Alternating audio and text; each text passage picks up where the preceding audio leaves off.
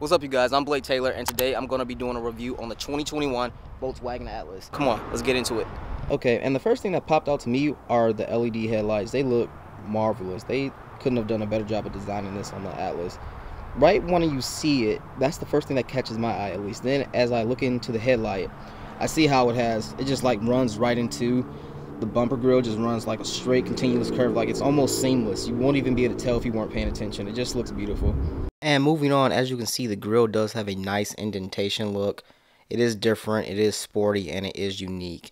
You couldn't ask for more with this 2021 Volkswagen Atlas. But when it's all put together, for the overall look, everything complements each other and blends in very well.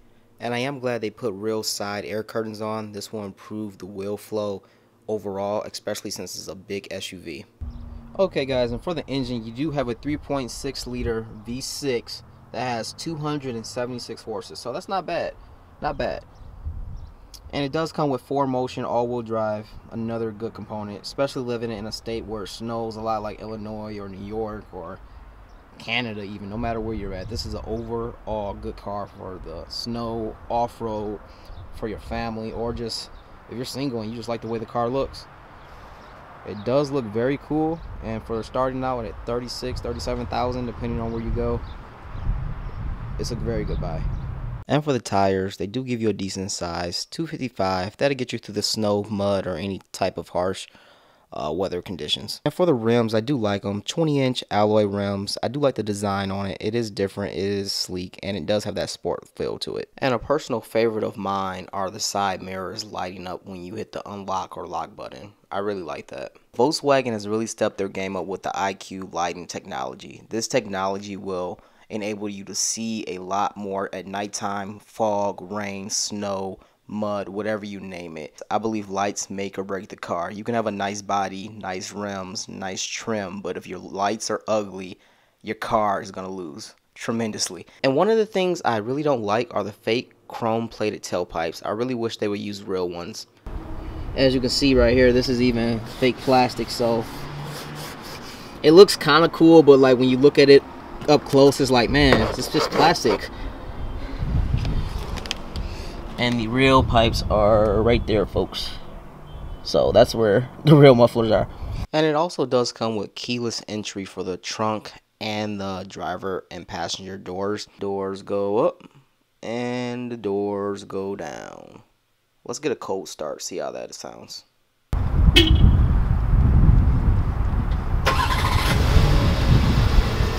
Okay, there you go. So you have to have the car locked before you cold start it. So that is a nice addition. And oh yeah, the key fob. It is this model. They just have a plain basic key fob, nothing fancy. It's plastic. I thought they could have did a little bit more, seeing how the SUV is near the $40,000 range, and it does go up more than that if you get the most expensive trim. So ding them a little bit on that. And guys, what I like most too about this car is, say I lock it with the key fob right here. So it's locked now. If I come up closer, it does unlock once you just come closer. So that's pretty cool if you're by yourself and don't have to lock the car for anybody. One thing I will give them a lot of points for is this door jamb right here. I love this silver part right here. This looks very nice. I noticed it right when I opened the door. So it does have a telescopic steering column. That's pretty cool. So you know, this just comes down, adjusts like right here with this little button right here, this lever, and it does adjust up and down, like as you can see. Alright you guys, and for the steering wheel, it looks pretty good. I'm not minding it. You know, it is a plush feel. It's not cheaply designed. I do like the silver right here. Other than that, basic steering wheel, Volkswagen symbol right here, big and bold. I do like that. And yes, thank you. On the last SUV I reviewed, all these buttons were not on the knob. I'm glad they put it on a knob. I do love Volkswagen for doing that. That makes things so much easier and efficient. I mean, I guess with buttons being laid out flat right there too, like flat right here in a row, that will be okay. But the knob, in my personal opinion, and my favorite, I love the knob. It's a lot better. I like how everything just blends in too as well. You got your basic unlock and lock button right there, door handle, and they did do a little wood piece right there with the grayish trimmings. Looks decent, nice to look at. You do have your standard up and down window buttons right here, and your side mirror buttons. You got your lock button, so if you got your kid back there, you know, you can lock it up. It does have heated side mirrors. And for the dashboard, folks, I do feel they went a little bit basic. It's not the worst, but it's not the best. For the asking price of 43 grand, they could have did a little bit more. I will give them a few extra points because you can flip through and see the different settings and statuses of your vehicle. So that's pretty cool. But other than that, for the dashboard, it does redline at about 6,500 RPMs, and you do have 160 on the dashboard. So that's not bad for a 3.6 liter V6. And as you can see, you got your 2 cup holders. I would have liked to see them incorporate some lights right here into the cup holders, just how Kia did with the Telluride. That was a nice feature. Other than that, you do have an electronic parking brake and a parking sensor right here as well. So it does come with a different driving mode. For snow, looks like open road, hills, and more snow looks like. When I press the drive mode button, it changes on the screen from custom, eco, normal, and sport. I like that. Okay, so you got snow, sport, off-road, and custom. That's cool. So I guess the car adjusts to how you drive. That's kind of like BMW and what Audi do and Mercedes. That's pretty cool. I'm glad they incorporated that into their technology. So let's turn this on and see what you got. Okay. Somebody was jamming. Young Dro. Shoulder lean. So it is full touchscreen, as you can see. If you tap phone, do the phone. You got voice. You got media right here. There's no sources, so. And it does come with Apple Play and Android Play. Very nice design. It does have sound and everything like that. That's pretty cool. And for the climate control, it does have heated and ventilated seats, dual climate control, an auto feature, and sync to match up the passenger and driver side. And this SUV would not be complete without 2 USB chargers, a 12-volt charger as well, and wireless charging for Android and iPhone. And they made this center console department right here very large, and it has a USB port. Talk about how not going wrong. You can put anything in there.